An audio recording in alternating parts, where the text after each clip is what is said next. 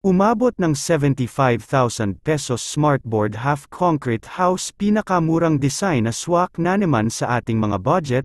Alamin natin kung gaano nga ba ito kalaki ang 75k pesos budget or may tiles na nga ba ito sa loob.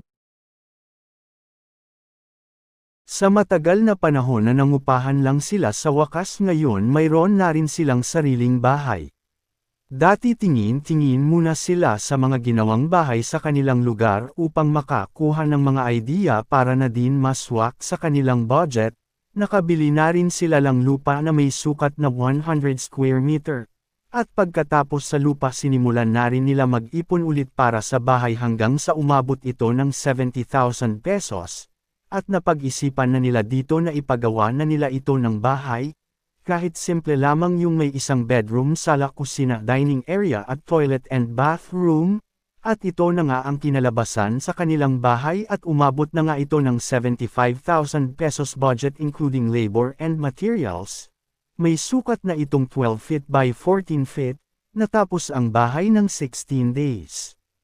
Pag-uusapan naman natin dito kung ilang workers ang kinuha nila at yung mga materials nilang nabili dito at nagamit. Unahin muna natin dito sa workers nila. Kumuha sila dito ng dalawa, isang karpintero at isang helper. Per day ng kapintero nila dito ay 500 pesos at sa helper naman ay 300 pesos.